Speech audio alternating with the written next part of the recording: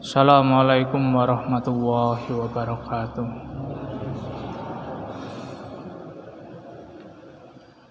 Alhamdulillah,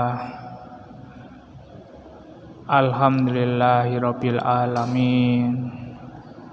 Wassalatu wassalam ala asrofi al-anbiya'i wal mursalin wa ala alihi wa sahbihi ajmain. Amma ba'd. Yang pertama-tama, marilah kita panjatkan puja dan puji syukur kehadirat Allah Subhanahu wa Ta'ala yang telah memberikan kita banyak rahmat dan karunia-Nya, sehingga pada sore hari ini kita masih bisa berkumpul di masjid yang kita muliakan ini. Dan tidak lupa pula kita panjatkan sholawat serta salam kepada junjungan kita Nabi besar Muhammad Sallallahu Alaihi Wasallam. Semoga di hari kelak kita akan mendapatkan syafaat atau pertolongannya. Amin. Pada sore hari ini saya akan melanjutkan kembali membacakan tentang surat At-Thariq.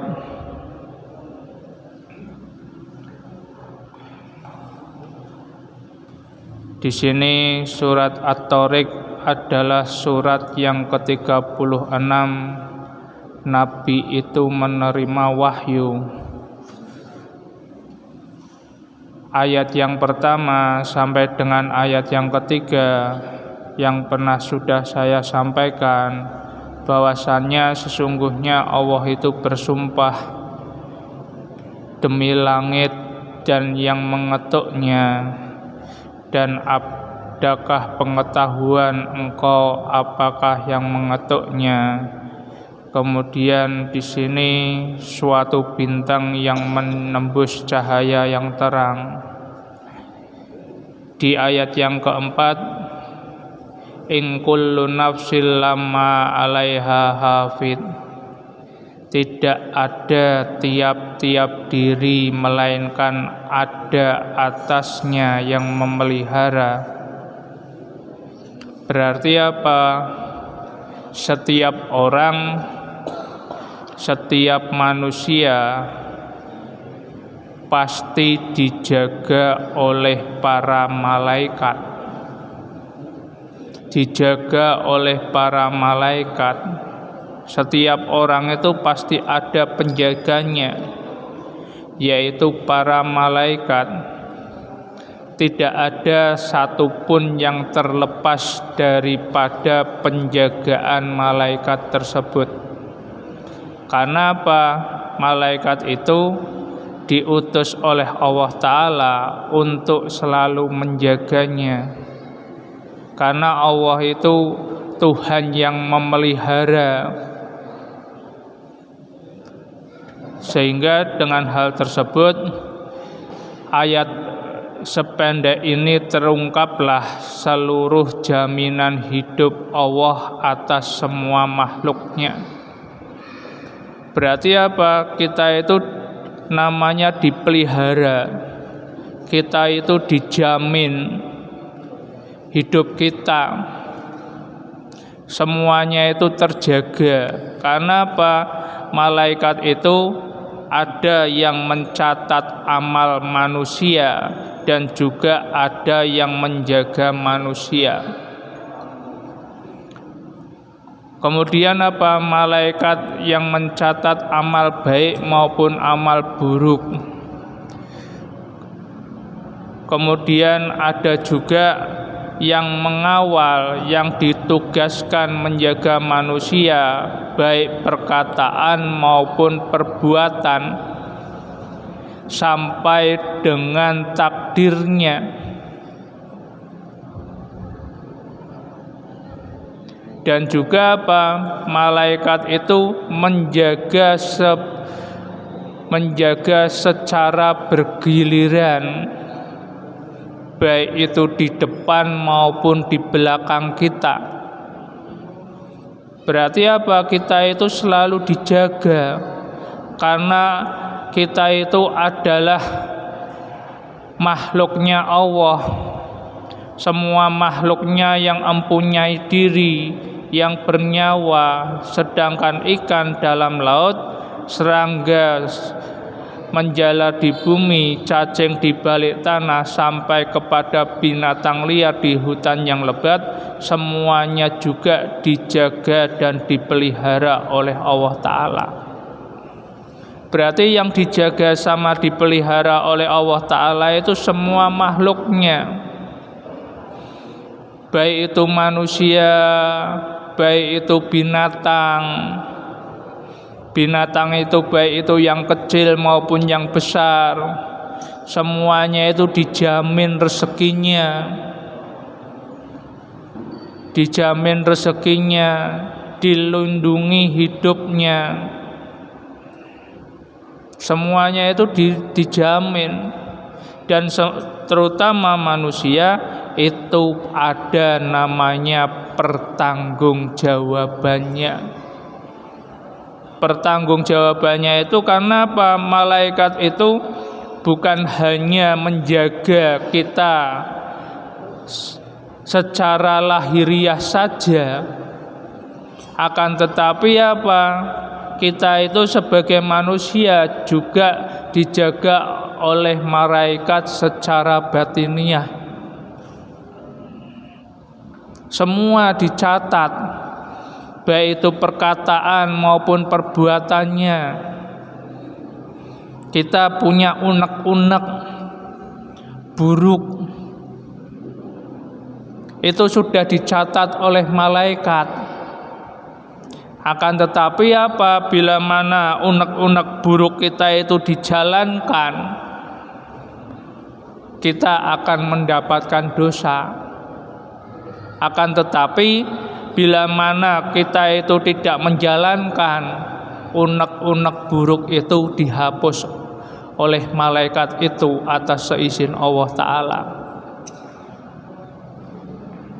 Berarti bukan hanya lahiriahnya saja, tetapi batiniah kita.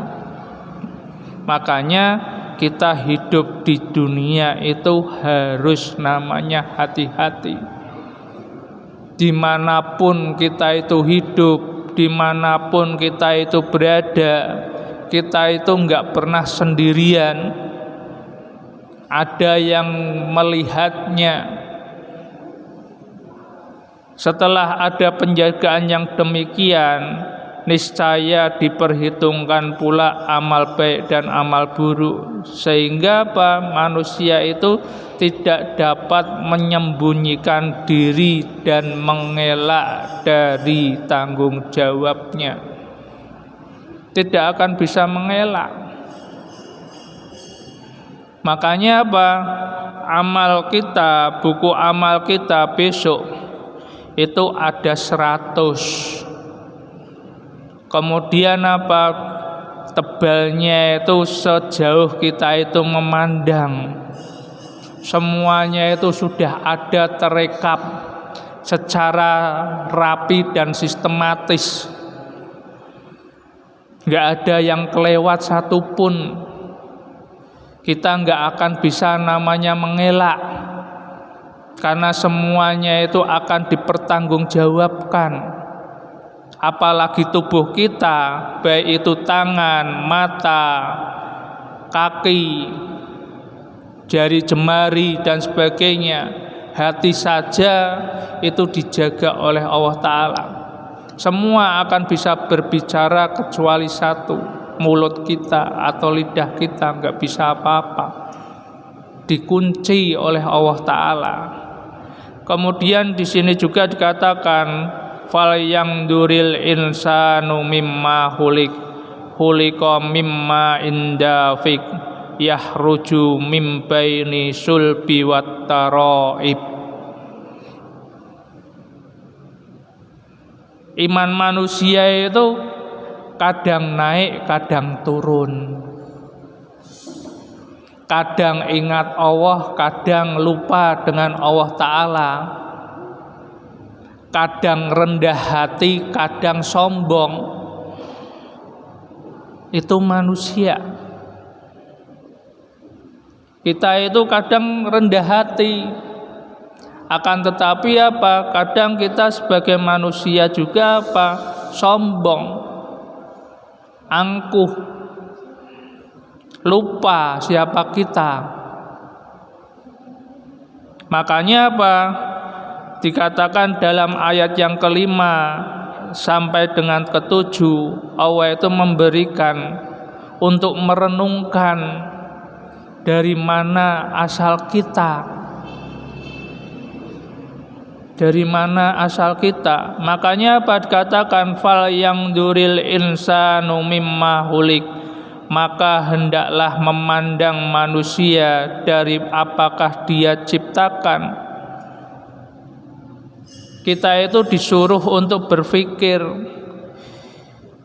kita itu disuruh untuk merenung, kita itu disuruh untuk bertafakur.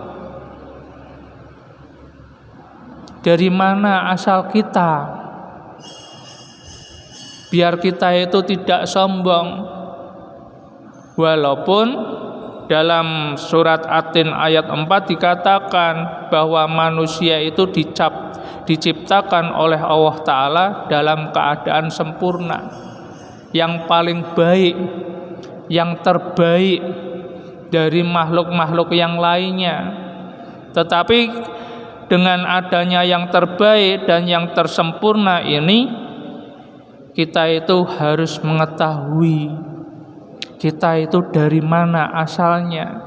Makanya apa? Hendaklah manusia itu merenung. Makanya ada namanya tafakur. Tafakur itu berarti apa? Kita itu merenungkan dengan objek alam semesta yang telah diciptakan oleh Allah Ta'ala, baik itu gunung, baik itu pemandangan, baik itu hewan, baik itu manusia itu sendiri. Ada juga yang namanya tadabbur.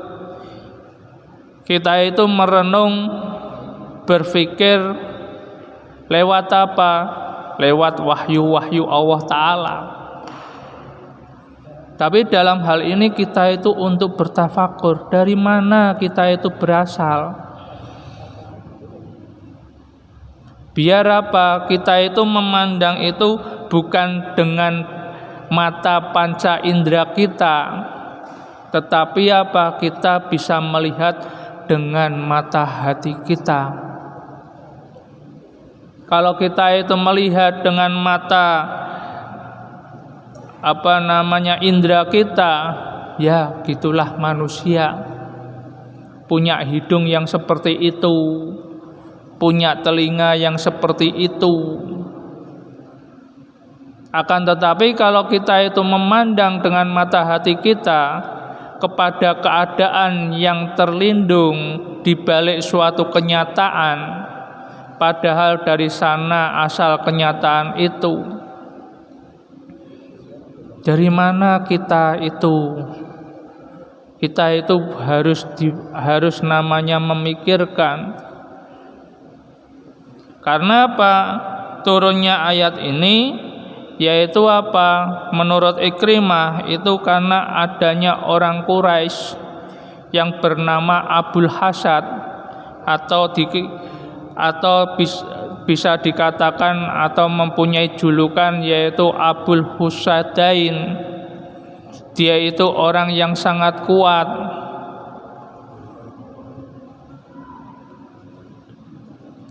Orang yang sangat kuat di kaum Quraisy. Kemudian dia itu apa? Dia itu berdiri di kulit yang sudah disamak. Kemudian mengatakan kepada orang Quraisy yang lainnya, siapa yang bisa menjatuhkan aku dari kulit ini, maka akan aku berikan hadiah yang sangat banyak. Akan tetapi apa? Pada waktu itu memang ada orang sampai 20 itu mencoba. bahkan bersama-sama. Makanya Abul Asad itu mengatakan, Muhammad itu pernah mengatakan bahwa jahanam itu dibawa oleh 19 malaikat, dan aku yang akan melawan 10 malaikat itu, dan yang 9 itu engkaulah yang akan melawannya, atau orang-orang Quraisy yang lainnya yang melawannya. Sehingga Allah itu menyindir lewat ayat ini. Kita itu enggak boleh sombong dari mana kita itu berasal. Khuliqa mimma indafik, dia diciptakan daripada air yang terpancar, atau yang disebut dengan air mani. Air yang terpancar, engkau yang telah bertubuh gagah itu, atau manusia yang mabuk dengan kedudukan dan kemabgahan, yang menyangka bahwa dunia ini telah dapat dikuasainya, perhatikanlah ayat 6 pada surat At-Tariq ini. Kadang kan manusia mengatakan, oh saya itu sudah jadi ini, oh saya itu keturunan ini, oh saya itu keturunan dari darah biru dan sebagainya. Bahkan kita itu memperlihatkan kemegahan mungkin karena kita mempunyai kekuasaan. Tapi dari mana kita itu berasal? Yaitu diciptakan dari air yang memancar, atau yang disebut dengan air mani. Yahruju mim baini sulbi wat taraib, yang keluar dari antara sulbi dan taraib. Sulbi itu berarti tulang punggung. Tulang punggung laki-laki. Karena beberapa ahli tafsir mengatakan dan ahli bahasa, sulbi ialah deretan tulang punggung laki-laki. Demikianlah perjalanan darah manusia diatur oleh ginjal, dia yang akan memisahkan di antara darah manusia dengan mani. Darah mengumpul kepada jantung, dari jantung dia berbagi dengan cepat sekali, pergi dan pulang di seluruh tubuh, dan dari ginjal yang terletak di tulang punggung itu pula mani tadi disaringkan buat turun ke bawah, yaitu kepada buah syakar kita atau buah syakarnya laki-laki. Dengan demikianlah jelaslah bahwa sulbi ialah deretan tulang punggung. Berarti Allah itu sudah menciptakan secara teratur. Darah dengan air mani kita itu enggak bisa namanya menyatu sendiri-sendiri. Sedangkan at-taraib adalah yaitu dadanya perempuan. Dadanya perempuan. Di sini Pak Hamka mengatakan taraib ialah tulang dada bagi perempuan, yang di sana terletak air susunya. Maka syahwat perempuan yang menimbulkan maninya itu lebih berpusatlah kepada air susunya, dan susu itu pula dipergunakan Allah menjadikan magnet untuk menarik laki-laki. Kemudian terjadilah suatu reproduksi. Berarti Allah itu menciptakan lahiriahnya manusia itu ada manfaatnya semua. Ada manfaatnya semua. Karena Sehingga dengan hal tersebut, bahwa kita itu jangan namanya sombong. Hasan Basri juga mengatakan manusia itu bagaimana sombong, sedangkan manusia itu keluar dari dua jalur air kencing. Kita itu mau sombong bagaimana? Kita itu keluar ke dunia ini dari dua jalur air kencing. Dan juga apa? Allah itu menjelaskan dalam surat As-Sajdah ayat 8, yaitu kurang lebih mimma immahin, dari air yang hina. Dari air yang hina tapi suci. Air mani itu adalah air yang hina, akan tetapi apa? Air mani itu suci, enggak najis. Seandainya pakaian kita kemudian kecipratan air mani, kemudian setelah itu sudah mengering, kemudian pakaian itu hanya satu-satunya saja, setelah itu kita itu harus beribadah, misalkan sholat. Itu apabila mana bekasnya itu sudah hilang, itu boleh pakaian tersebut untuk melakukan sholat. Makanya kan kalau bekas air mani itu harus dikerik sampai hilang bekasnya. Setelah itu bisa kita gunakan untuk beribadah. Makanya kita itu dari sesuatu yang hina. Pertama keluar dari air kencingnya laki-laki. Kemudian kita lahir ke dunia juga keluar dari hal tersebut, dari perempuan. Apa yang harus kita sombongkan? Begitulah kejadian manusia pada mulanya, yang manusia itu tidak boleh melupakan itu, supaya janganlah dia itu sombong dalam dunia ini. Ini adalah Allah itu untuk merenungkan bila mana ada orang yang sombong. Kalau Nabi Adam memang dari tanah. Dalam surat As-Sajdah ayat 7, Adam itu diciptakan oleh Allah Ta'ala itu dari tanah. Kemudian ayat ke-8-nya yaitu dan keturunan dari Nabi Adam itu diciptakan dari air yang hina, atau yang disebut dengan saripati tanah itu.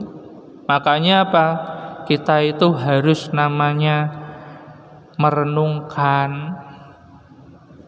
Misalkan kita itu mencari jodoh untuk anak kita, untuk cucu kita, kita juga harus hati-hati. Karena untuk meneruskan keturunan,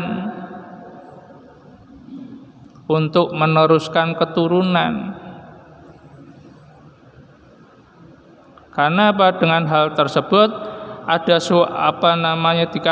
kita itu harus selalu berdoa, yaitu Rabbi hali minas sholihin. Manusia itu diciptakan oleh Allah dari sesuatu yang hina. Kemudian sesuatu yang hina itu, katanya Nabi pernah bersabda dalam suatu hadis, dikatakan sesungguhnya air maninya laki-laki itu berwarna putih dan kental, sedangkan air maninya perempuan adalah warnanya kuning dan encer. Kemudian bila mana menyatu dan lebih dominan, maka akan menjadi keturunan. Berarti apa? Maaf-maaf, antara air maninya laki-laki dan perempuan, bila mana yang dominannya itu laki-laki, pasti yang akan lahir anak laki-laki. Dan sifat serta karakternya itu hampir sama dengan bapaknya, 80%. Bila mana yang dominan itu adalah perempuan, maka yang akan lahir itu adalah perempuan. Dan 80% karakter sifatnya anak tersebut adalah dari ibunya. Makanya kalau cari untuk keturunan atau mencari jodoh itu harus hati-hati, melihat bibit, bebet, dan bobotnya. Dan jangan lupa pula kita harus selalu berdoa, Robbi hali minas sholihin, berikanlah ya Allah keturunan atau anak-anak yang soleh ataupun solehah. Kadang ayahnya pintar, mungkin tubuhnya biasa-biasa saja, mukanya biasa-biasa saja. Kemudian ibunya mungkin cantik, kemudian cantik wajahnya, akan tetapi mungkin ilmunya atau mungkin pikirannya tidak secerdas ayahnya. Bisa juga keturunannya seperti ayahnya, bisa juga keturunannya seperti ibunya, bisa juga 80% dari ayahnya, 20% dari ibunya. Begitu pula sebaliknya.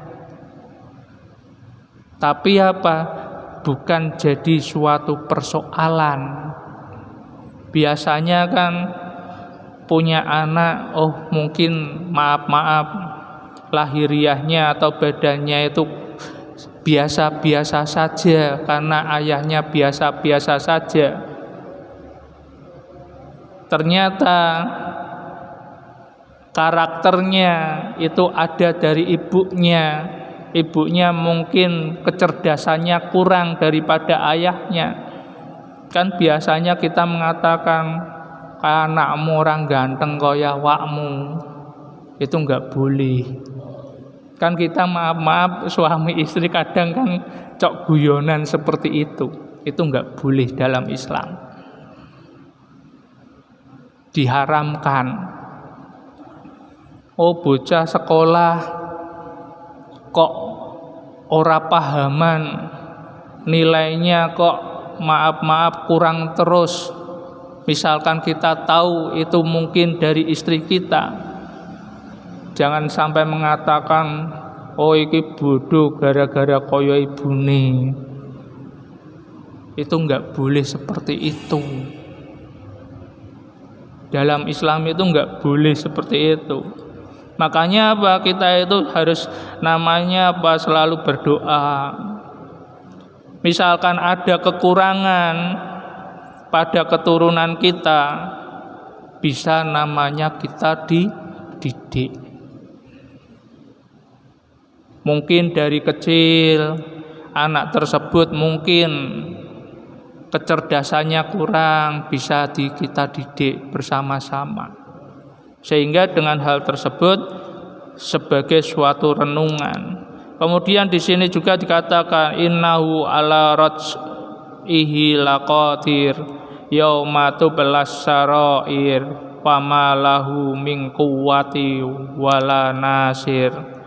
Di sini katakan innahu ala raj'ihi laqadir, sesungguhnya dia atas mengembalikannya adalah sanggup. Berarti Allah itu bisa mengembalikan sesuatu yang mungkin bagi manusia itu adalah mustahil. mengembalikan sesuatu yang mungkin bagi manusia itu mustahil. Dalam bukunya Paham Kaini dikatakan, kalau kiranya dari air mani yang meloncat atau memancar dari kemaluan seorang laki-laki dan perempuan yang kemudian berpadu satu menjadi nutfah dan akhirnya jadi manusia dan diangkat jadi raja atau presiden, jadi ahli fikir ataupun jadi seorang nabi, dan yang menciptakan dengan jalan semacam itu ialah Allah Ta'ala, tentu saja tidaklah layak kita membantah jika Allah itu maha kuasa mengembalikannya hidup sesudah melalui alam kematiannya kelak. Maka tidaklah layak manusia yang selalu menyaksikan asal mula jadinya jika dia membantah dan tidak mau percaya akan hidup yang kedua kali yang bernama akhirat. Berarti apa di sini itu dalam ayat yang ke-8 itu apa? Allah itu menerangkan bahwa sesungguhnya Allah itu sanggup. Kita sudah jadi manusia yang seperti ini.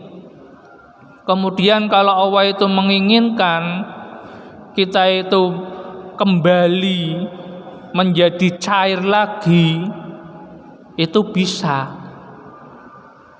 Maksudnya itu seperti itu. Kita manusia sudah menjadi benda padat, menjadi organ dan sebagainya.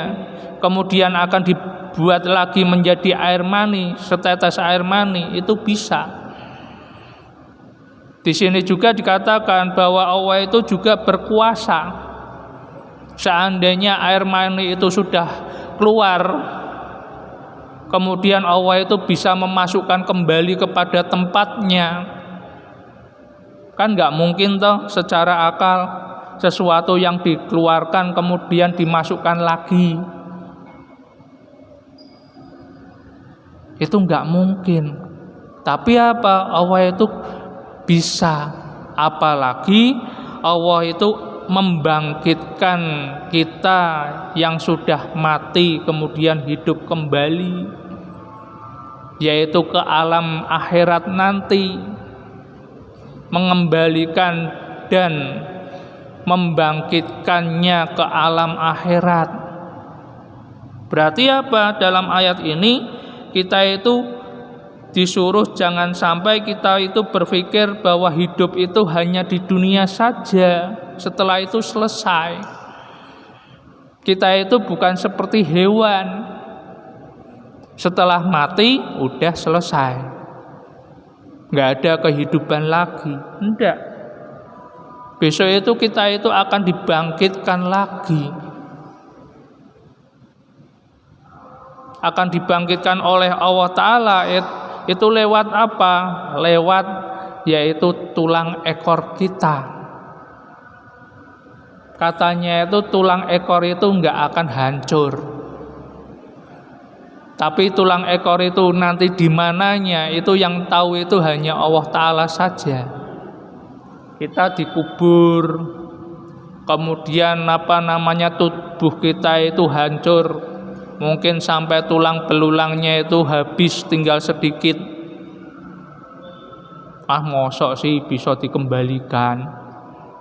Tapi apa? Allah itu akan mengembalikan kita besok pada hari kiamat itu lewat apa? Lewat tulang ekor kita. Dan pada hari itu Allah itu mengatakan yaumatu belas saroir, pada hari yang akan jadi nyata segala yang tersembunyi. Kadang manusia itu apa? Selalu menyembunyikan sesuatu. Mungkin yang benar itu disembunyikan, mungkin yang salah itu disembunyikan. Bahkan manusia itu sampai bersikap munafik, menyembunyikan keadaan yang sebenarnya, sehingga ada kehidupan pribadi yang dirahasiakan di muka umum, dan ada kehidupan di muka umum. Pada kehidupan di muka umum itu yang diperhatikan hanya yang bagus-bagus saja, Berarti apa? Apalagi sekarang itu zamannya mencari pamor. Sekarang itu kan mencari pamor saja. Banyak orang itu terbius, tergila-gila, ingin memperlihatkan kebaikannya, kebusukannya itu dipendam, ditutupi.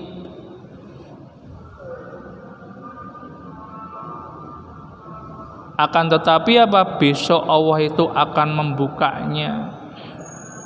Makanya dalam suatu hadis dari Ibnu Umar itu mengatakan, bagi setiap pengkhianat akan dipasangkan satu bendera di pantat kita, kemudian yang bertuliskan, inilah pengkhianat Fulan bin Fulan.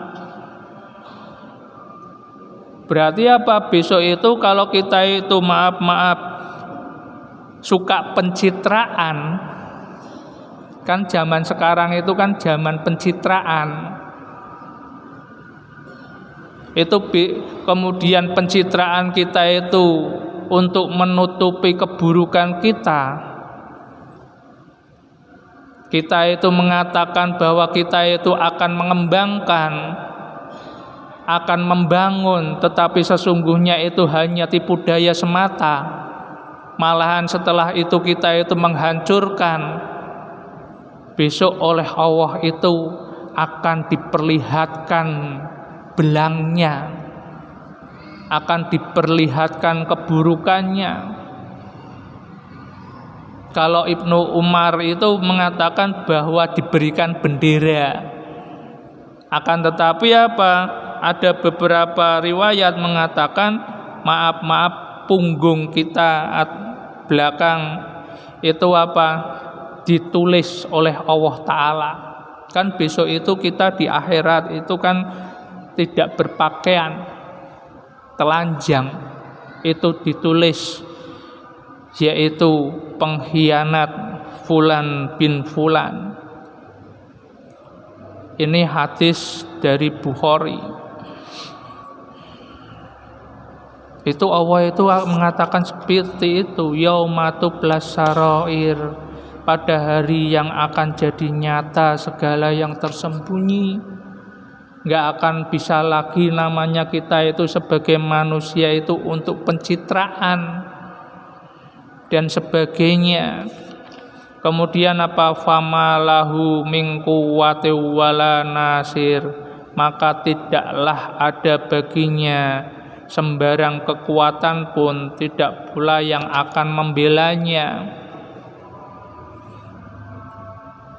Berarti di sini itu pahamkah mengatakan sembarang kekuatan yang kamu megahkan di dunia ini tidaklah akan menolong, walaupun engkau mempunyai bala tentara yang sangat banyak, walaupun dalam hidupmu selalu dikawal, bahkan peti matimu itu selalu dikawal.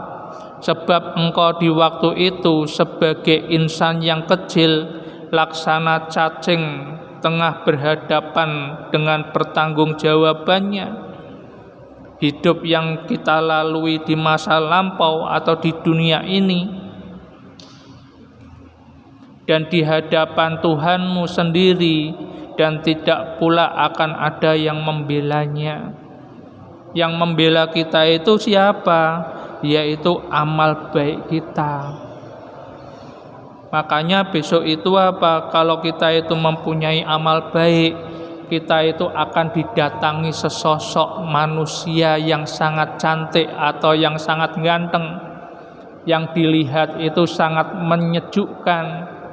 Kemudian sampai kita itu mengatakan, siapa kamu? Kemudian dia mengatakan, aku adalah amal baikmu di dunia. Ini saja yang bisa saya sampaikan, dan saya mohon maaf bila mana ada perkataan yang kurang pantas atau ada yang kurang bisa dipahami, mungkin karena masih kedangkalan ilmu saya. marilah kita tutup bersama-sama belajar kita pada sore hari ini dengan berdoa bismillahirrahmanirrahim. Subhanakallahumma wa bihamdika asyhadu alla ilaha illa anta astaghfiruka wa atubu ilaik. Assalamualaikum warahmatullahi wabarakatuh.